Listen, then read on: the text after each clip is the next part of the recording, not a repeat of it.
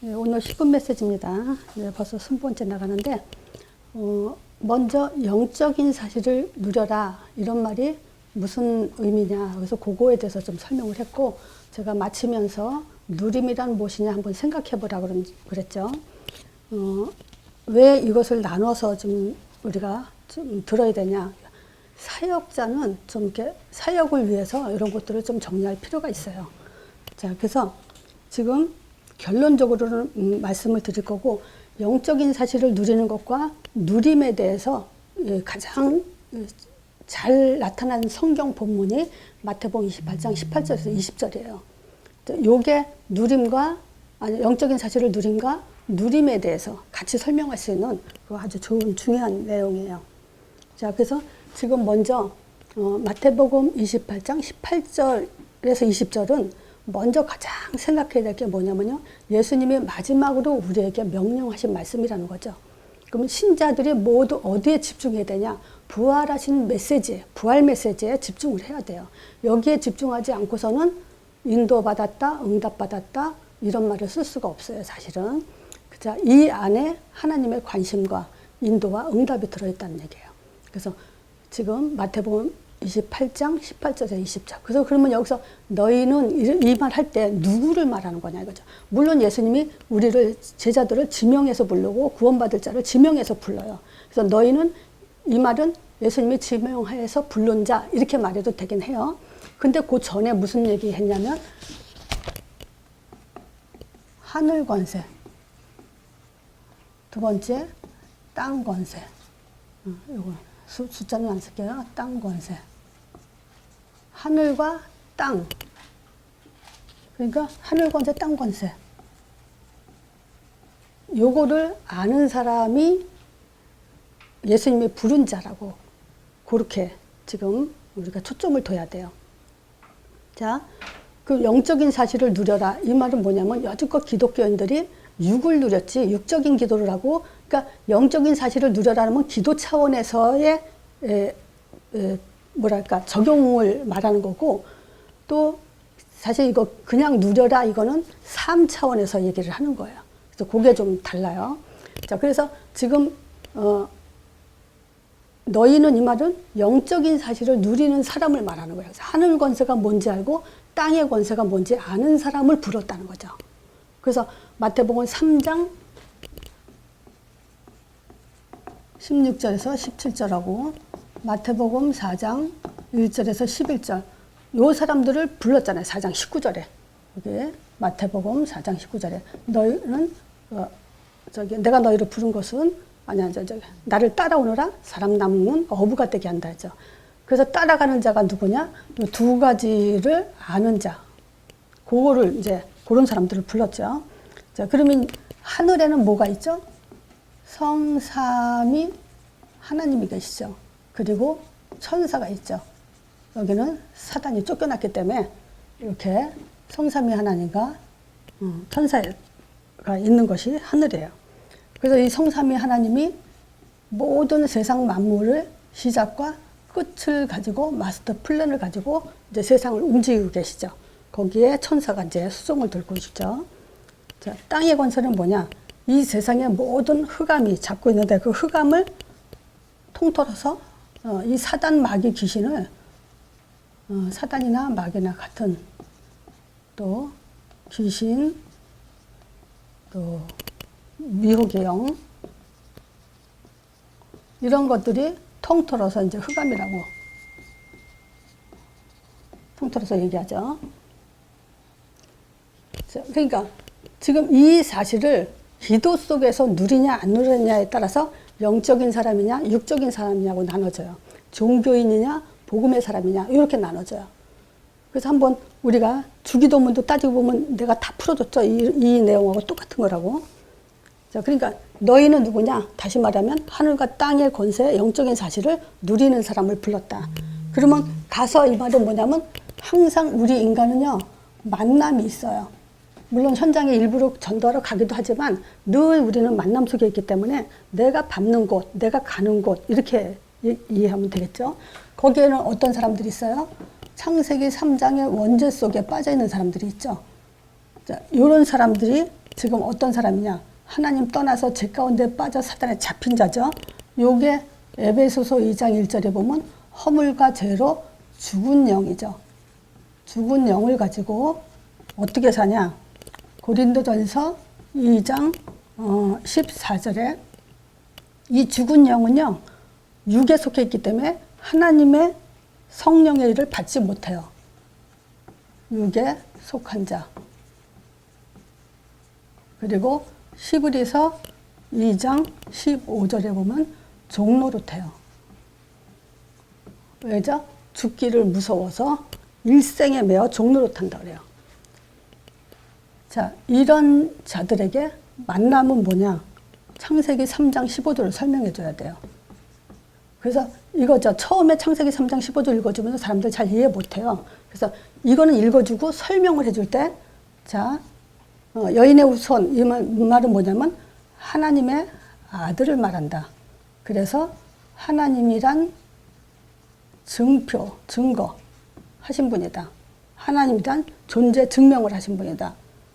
이분이 우리를 위해서 죽으셔서 모든 저주, 재앙, 지옥 권세를 깨뜨리시고 부활하셔서 사망 권세 깨뜨리고 지금도 살아 역사하시는 분이다.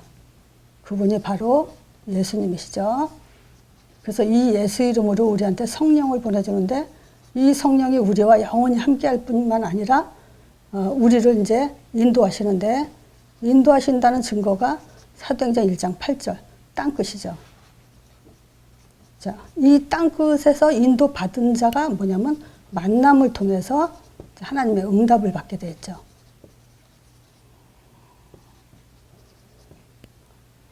자, 그래서 요 문제 해결 받는 답은 요것밖에 없어요.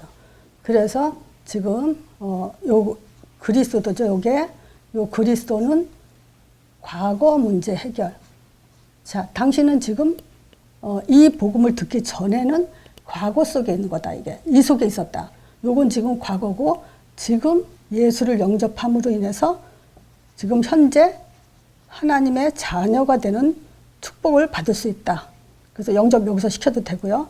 그리고 당신의 미래는 이제 요 네 가지를 증거하는 증인된 삶을 사는 것이 당신의 미래를 보장받고 응답을 보장받는 방법이다. 이렇게 좀 설명을 해줄 필요가 있죠.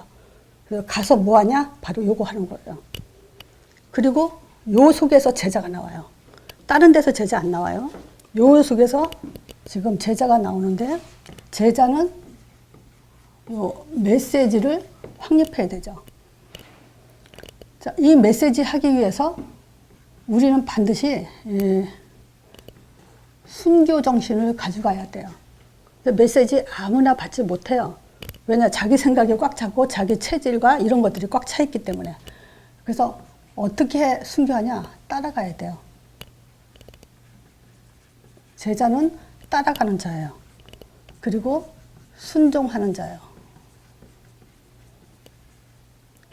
자, 그리고 지속하는 자. 네 번째, 마음이 통하는 자.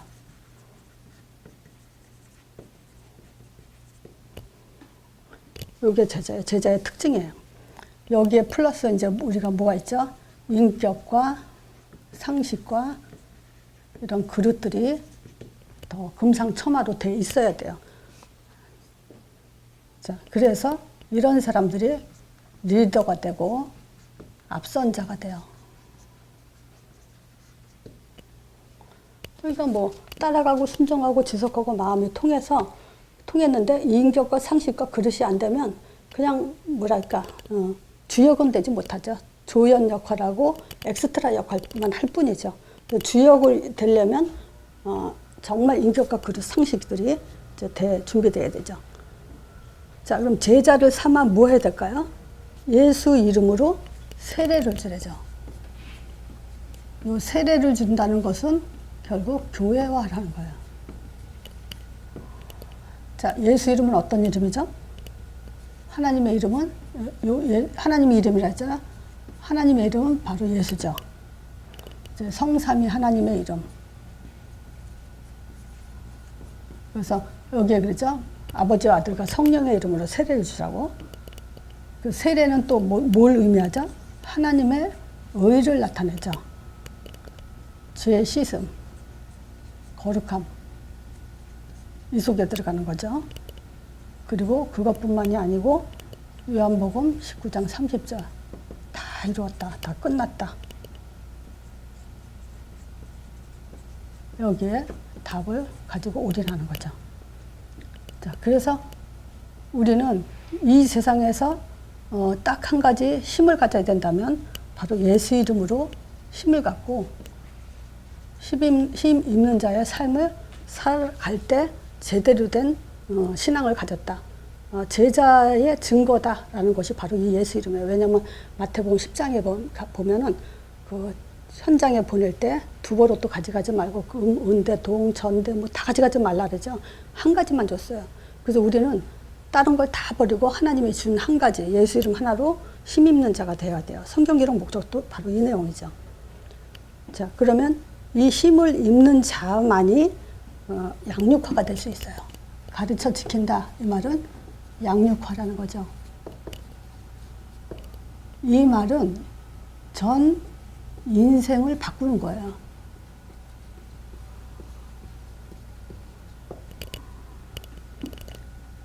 내가 전 인생이 바뀌었다라는 것은 뭐가 있죠? 우선순위가 달라졌죠. 자, 우선순위. 우리가 삶 속에서 뭐 이것저것 이렇게 선택하는 우선순위도 우선순위지만, 이제 우리는 조금 수준 좀 높게, 자, 창세기 3장 15절에 올인하는 우선순위, 또 4장에, 창세기 4장이죠. 예배 우선순위, 6장 가정 살리고, 11장 세상 살려야 되죠. 그래서 이 순서 바꾸지 말라고요. 보통 순서 바뀌었죠? 답 가지고 가정이 먼저죠? 교회가 먼저가 아니고. 이 순서가 바뀌는 사람이 진짜 제자예요. 두 번째, 영접운동. 양육화에 의해서 영접의 의미와 영접운동, 이거 굉장히 중요하죠. 자, 그 다음에 제자 양육. 그래서 제자 양육은요, 2세대, 3세대가 나와야 돼요. 내가 만약에 제자 양육한다 그러면 나 말고 내 밑에서 양육받은 사람이 양육을 또 다른 사람을 할 수 있는 2대, 3대가 나와야 그때 제대로 마태복음 28장 18절, 20절이 성취되고 있는 거예요. 그렇지 않으면 어떻게 되냐? 에스겔서 14장 12절에서 20절 여기에 그 얘기했죠. 기근으로 또 어떤 그 공격을 당하기도 하고 전쟁으로 전염병으로 이제 칠 때 노아, 다니엘, 욥 그들만 구원받고 그들의 자녀는 구원받지 못했다 이런 얘기를 하죠. 그러니까 그래서 양육화가 안 되면 나만 구원받고 내 옆에 있는 사람, 내 가정 이것은 살리지 못한다는 거예요. 그 말은 뭐냐면 미래를 가지 못한다. 끝까지 가지 못한다 이 얘기예요. 그래서 끝까지 가는 자, 미래를 가는 자를 세우는 것이 지금 참 누림이죠. 자, 그래서 누림은 뭐냐? 영적 사실을 누림은 뭐냐? 예수 이름으로 일어나는 일들을 누리는 거고, 누림은 뭐냐? 그러면 아까 저기 그 집사님이 말한 것처럼 착각 누림이죠. 그거는 보통 일반 사람들이 내 생각의 누림, 내가 평안하고 내가 기쁘고 막 이러면 그걸 누림이라는데 그거는 세상적인 얘기고, 진짜 누림은 뭐냐면 전도자의 삶이에요. 결론. 누림이 뭐냐? 전도자의 삶이에요. 자, 그러면 뭘 가지고 어떻게 누린다고 우리가 확인할 수 있냐면요. 문제에 묶이지 않는 거예요.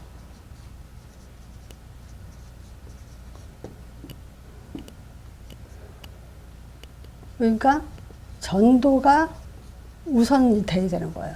맞으면 오늘 본문 여기에 집중하는 거예요. 너희는 가서 모든 족속 제자 삼아 아버지와 아들과 성령 이름으로 세례주고 내가 네게 분부한 모든 것을 가르쳐 지키게 하라. 이게 우선순위가 되는데 무슨 일이 있어도 문제 묶이지 않고 그것이 우선순위가 되고 문제가 와도 상관이 없죠. 말하자면 흔들리지 않는다는 거예요.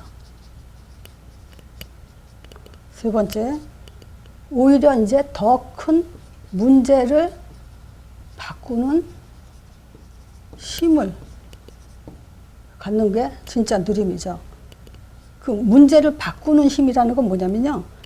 모든 적용이 전도 눈으로 봐야 돼요. 전도의 눈으로 보는 것이 문제를 바꾸는 힘이에요. 자, 그래서 뭐 이렇게 한 것은 누림이 뭐냐? 아까 말하자면 전도자의 삶으로 마태복음 28장 18절 28절 삶으로 사는 것이 누림이에요. 우리가 그거는 체험이 되져야 돼요. 왜냐? 정말 현장에서 양육을 해보면 그게 진짜 누림이라는 거 알게 돼요. 그때만큼 성령 충만 오게 돼 있고 또 본인 스스로가 확인되게 돼 있어요. 그래서 누림이 뭐냐? 진짜 마태복음 28장 18절 20절의 삶. 이게 안 되면 아무리 좋아도 그건 누리는 게 아니에요. 문제 해결됐다? 누림이 아니에요. 응답받았다? 누림이 아니에요. 그거는 내 생각이에요. 성경에서 말하는 누림은 끝까지 가는 자예요. 그래서 끝까지 가려면 양육화가 돼야 돼요. 자, 오늘 말씀 여기까지 마칩니다.